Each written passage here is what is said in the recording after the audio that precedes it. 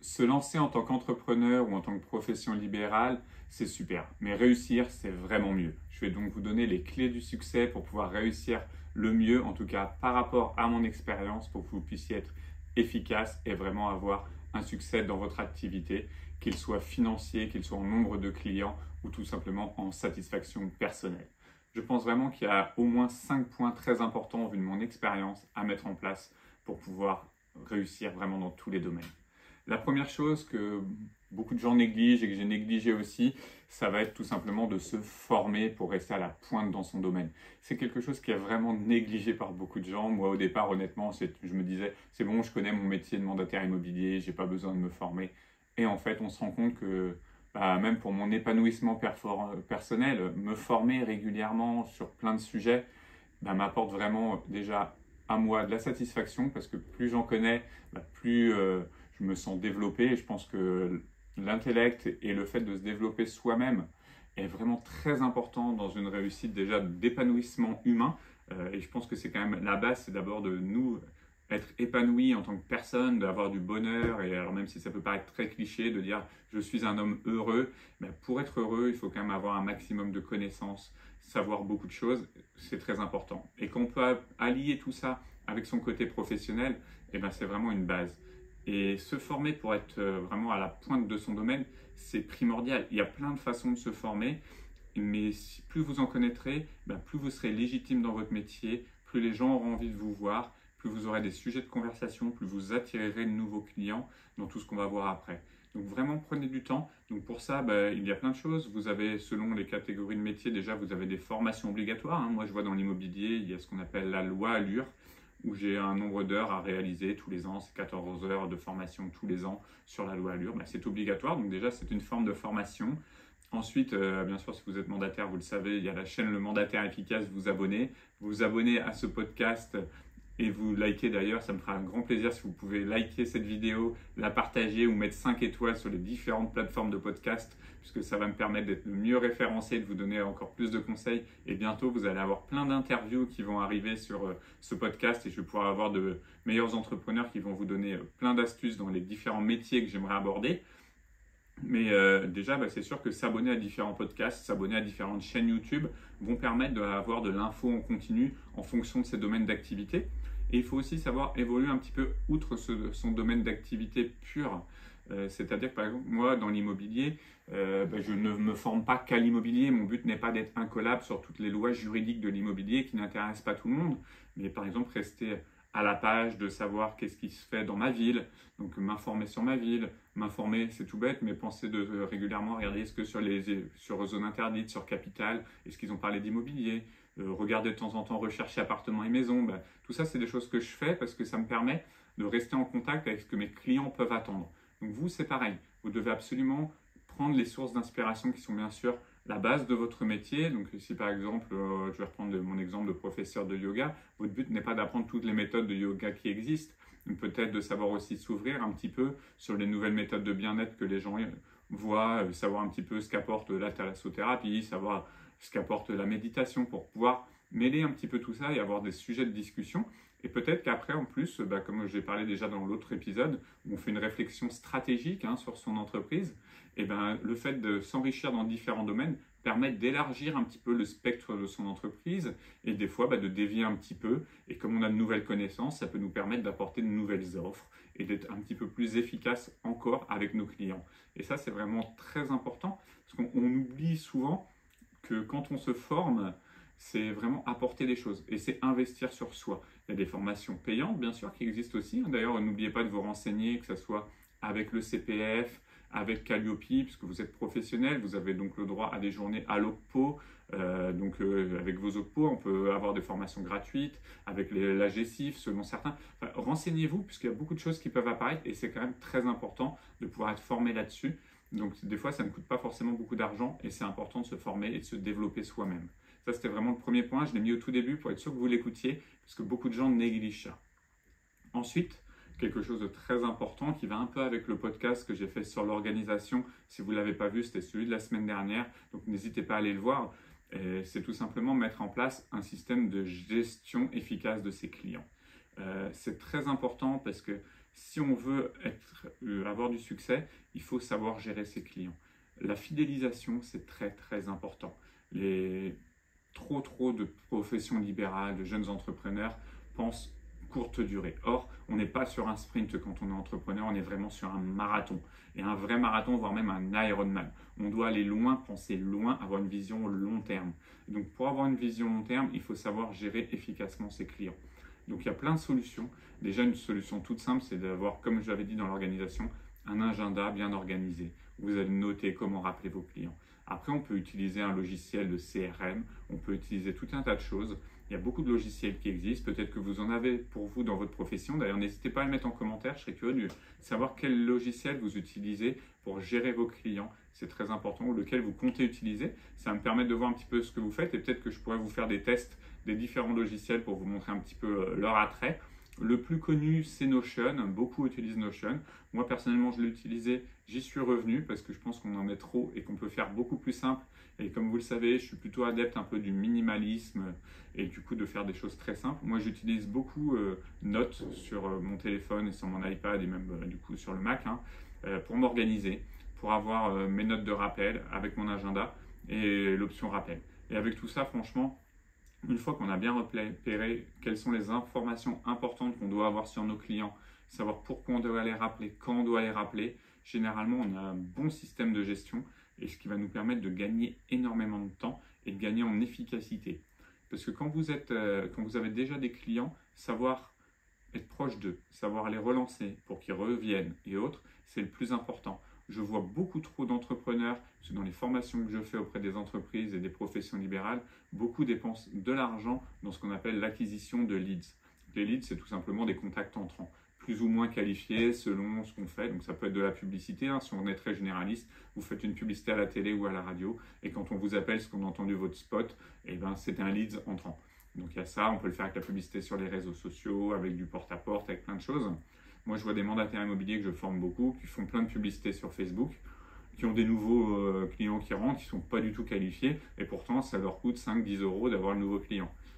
Et n'utilisent pas tout simplement la gestion de leurs clients qu'ils ont déjà, qui sont là, qui peuvent leur rapporter des clients, et c'est ce qu'il y a de plus important, puisque ça va vous permettre vraiment d'économiser, de pouvoir avoir des clients qualifiés, et c'est vos clients. Ils sont déjà là, ils vous connaissent, donc ils ont envie de travailler avec vous. Donc il n'y a pas besoin toujours d'aller en chercher des nouveaux.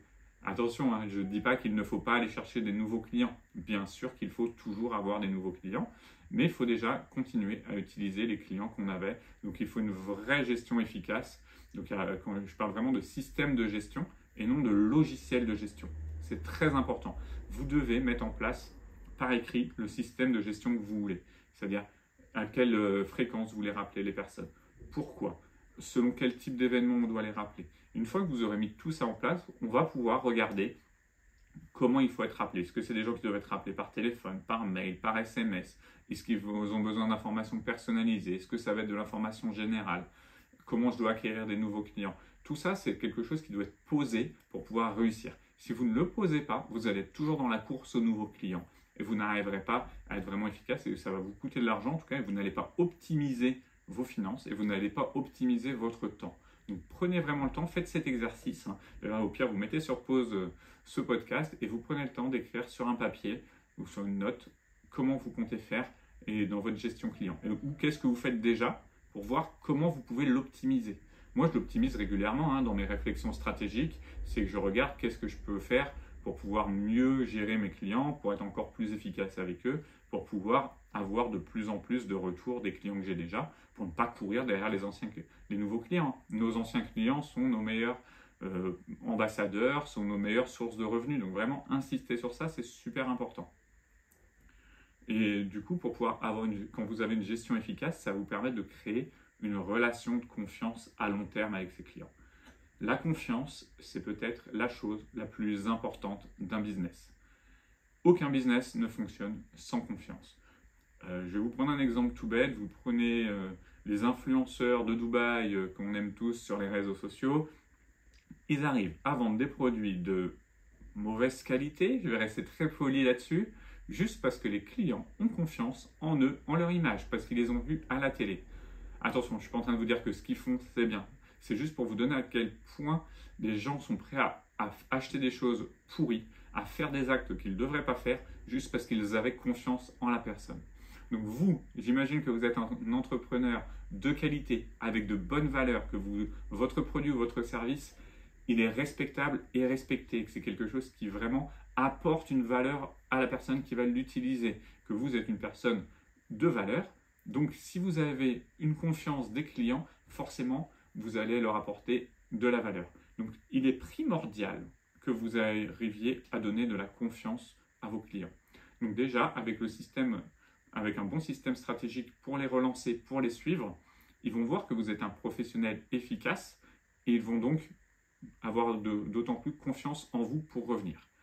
On dit souvent qu'on n'a pas deux occasions de faire une bonne première impression. Donc, il faut aussi que vous soigniez vos premiers contacts avec les clients. Que ce soit des prospects, des clients, que vous ayez un produit à envoyer, que vous ayez un produit à fournir sur place, que vous soyez en service, il faut absolument que ce premier contact il soit parfait. Travaillez dessus, travaillez sur comment vous présentez.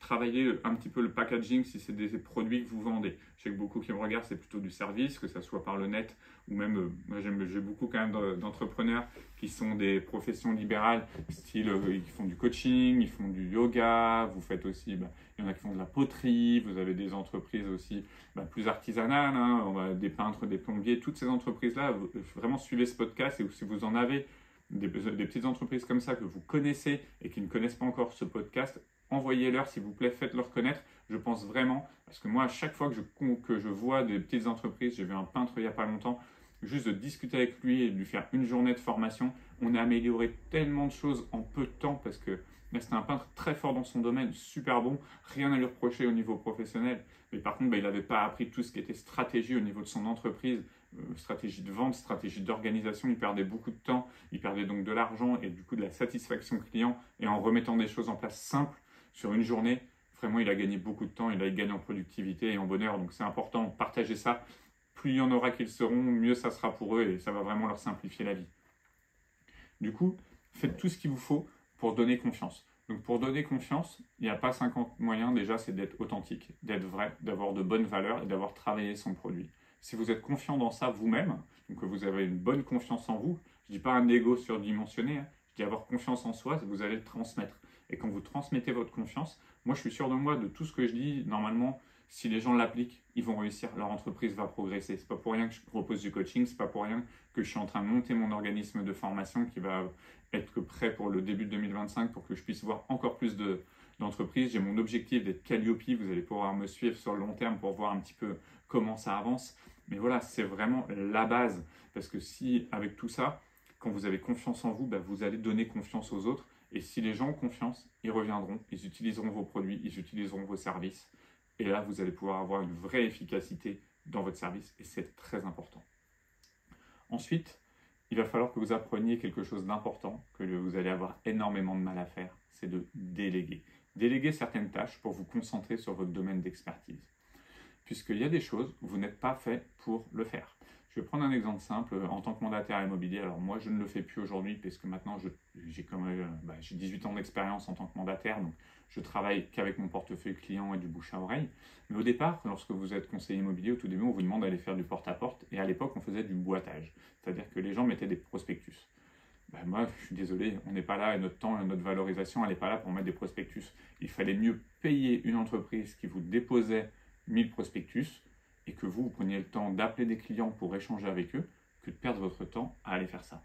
On a tous une zone de génie, une zone de confort.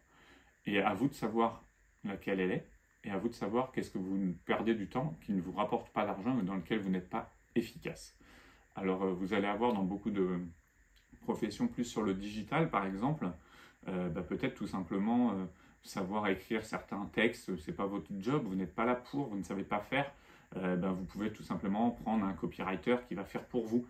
Alors là, il y a plein d'endroits comme ComeUp, Fiverr, où on peut aller chercher plein de styles. Par exemple, moi, je réfléchis pour avoir un monteur pour mes vidéos un jour, parce que moi, c'est pas mon métier, je perds du temps, je vais déléguer le montage à terme de mes vidéos, tout simplement pour que ça soit plus qualitatif, et en plus que moi, je puisse utiliser mon temps pour former plus d'entreprises. Par exemple, moi, je conseille à beaucoup de gens, au niveau de votre gestion de création d'entreprise, gestion administrative, tout ce qui est aussi comptabilité, Vous avez le site Legal Place, vous avez le lien en commentaire dans la description, puisque c'est le site par lequel je peux passer pour faire un peu de comptabilité, pour quand j'ai créé mon entreprise. Vous avez un lien d'affiliation, je suis transparent, vous avez un code LME15 qui vous donnera 15% de remise, qui va vous faciliter à créer votre entreprise, à faire tout ce qui est administratif. Ils ont une partie de gestion aussi au niveau de l'expertise comptable. Si vous passez par eux, vous allez voir, vous gagnez beaucoup de temps. Et gagner du temps, c'est aussi gagner de l'argent parce que vous allez être efficace dans d'autres domaines dans le temps que vous allez faire. Et en plus, généralement, c'est mieux fait. Donc, regardez vraiment tout ce qui est au sein de votre entreprise que vous pouvez déléguer. Renseignez-vous du coût que ça a et regardez-vous votre coût horaire, combien vous gagnez en travaillant 1 heure, combien vous gagnez en vendant un produit et regardez combien de temps vous prend cette tâche et combien de temps elle vous coûterait à la déléguer. Je vais prendre un exemple simple. Si vous faites... je vais reprendre le yoga. Si vous faites un cours de yoga en individuel à une personne et que vous gagnez 60 € de l'heure, par exemple, et que pour faire votre prospection, vous allez aller, par exemple, créer une publicité sur les réseaux sociaux pour en parler, et que la création de votre publicité vous prend 2 heures de votre vie, et que vous trouvez sur le site de ComeUp quelqu'un qui peut vous créer cette publicité pour 50 €, payez une personne qui vous la créera pour 50 € et prenez vos 2 heures qui vous ont pris pour vous, créez 2 cours. Vous allez gagner 120 € à faire 2 cours de yoga et vous aurez payé 50 € pour faire votre publicité. C'est beaucoup plus rentable et en plus, il y a de grandes chances que cette publicité soit mieux faite. Voilà, c'était un petit exemple pour déléguer. Il y a vraiment plein de choses qu'on peut déléguer au sein d'une entreprise. Alors bien sûr, ne le faites pas au tout début, quand vous êtes au tout lancement, c'est pas là où vous allez déléguer. Mais il faudra apprendre à le faire au fur et à mesure. Pour beaucoup d'entreprises, on délègue par exemple la partie secrétariat. Maintenant, c'est vrai que grâce au digital, on a pu développer beaucoup de services où il y a des secrétaires qui travaillent de chez elles, qui vont juste répondre au téléphone, gérer les emplois du temps, des fois renvoyer des devis. Si vous prenez des artisans, il y en a, vous pouvez prendre des gens et vous les payer à la tâche. Donc c'est vraiment rentable, c'est gagnant-gagnant pour tout le monde. C'est pas des salariés, c'est des freelances. Si un jour votre activité va moins bien, vous arrêtez, vous reprenez ça. Mais vraiment réfléchissez à ça, préparez-vous qu'il y aura certainement besoin de déléguer pour être plus efficace à terme. Et ça, c'est très important d'y songer, même si c'est pas facile à faire. Vous verrez quand vous arriverez au stade de déléguer, c'est super compliqué. Moi, j'ai délégué, par exemple, au niveau de mon métier de mandataire immobilier, la gestion locative. Je ne gère pas du tout la partie comptabilité.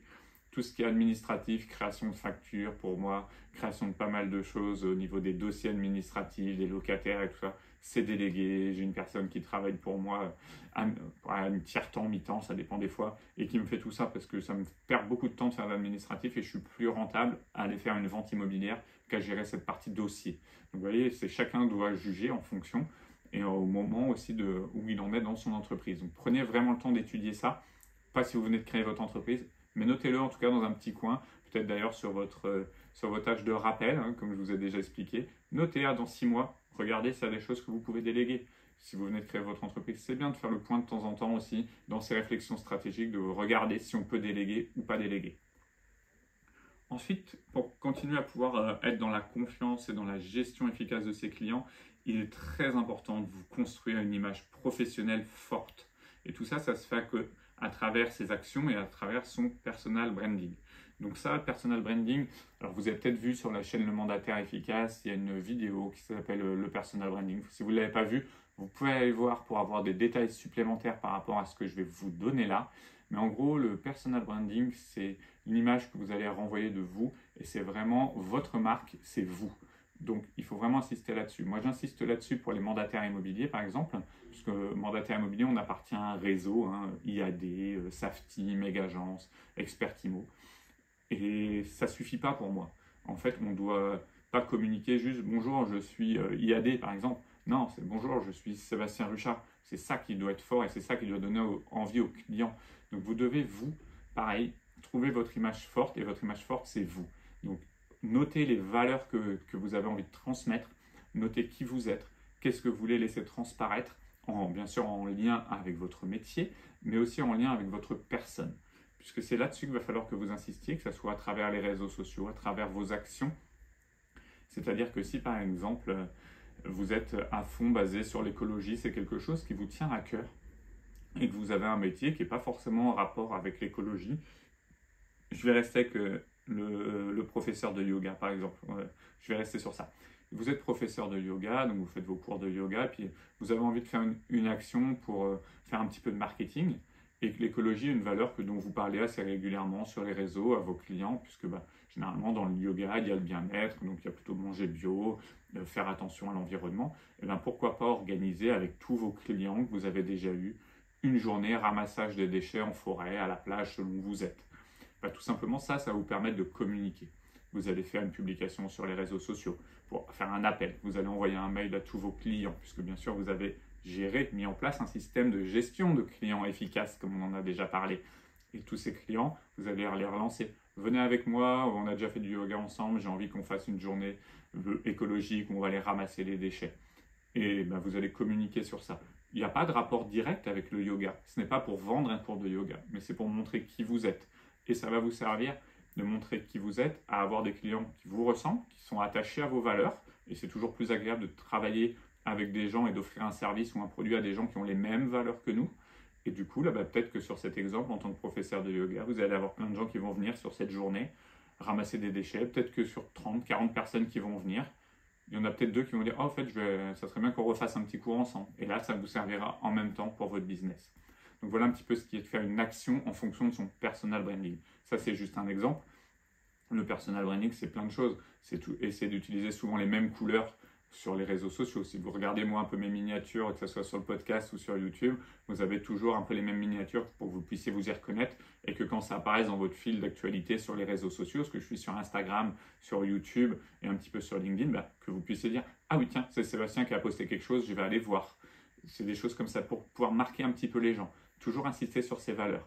Moi, par exemple, mes valeurs sont vraiment d'être sur quelque chose qui est du travail, de l'entrepreneuriat, parce que c'est quelque chose qui me passionne et je trouve que les gens devraient faire quelque chose qu'ils aiment dans la vie, quelque chose qui donne du sens à leur vie et en même temps dans le respect de leur bonheur, du bonheur du client et de leur vie familiale. Moi, je prône pas d'être millionnaire, je prône de bien gagner sa vie en fonction de ses besoins et de pouvoir passer un maximum de temps en famille. C'est vraiment mes valeurs. Alors, certains d'entre vous sont exactement sur ces valeurs et c'est pour ça que vous me suivez. D'autres sont à dire, non, moi je regarde Sébastien ce qui donne de bons conseils, mais moi mon but c'est plutôt de gagner 100 000 euros plutôt que de finir à 16 h à la maison le mercredi pour être avec mes enfants.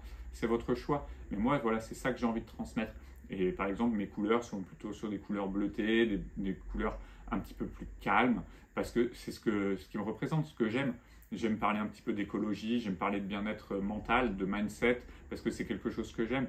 Je mets en place que des activités sur le minimalisme, j'utilise presque que des produits Apple, parce que pour moi c'est simple, c'est minimaliste, ça dure dans le temps, donc on ne réutilise pas, on ne rachète pas plein de produits, ça reste dans cette faible consommation. C'est une simplicité pour moi de travail, de toujours avoir dans mon organisation, par exemple de gestion de clients, que je sois sur mon iPhone, sur mon Mac ou sur mon iPad, de pouvoir tout suivre. C'est de la simplicité. Et ça, voilà, c'est ce que j'ai envie de transmettre.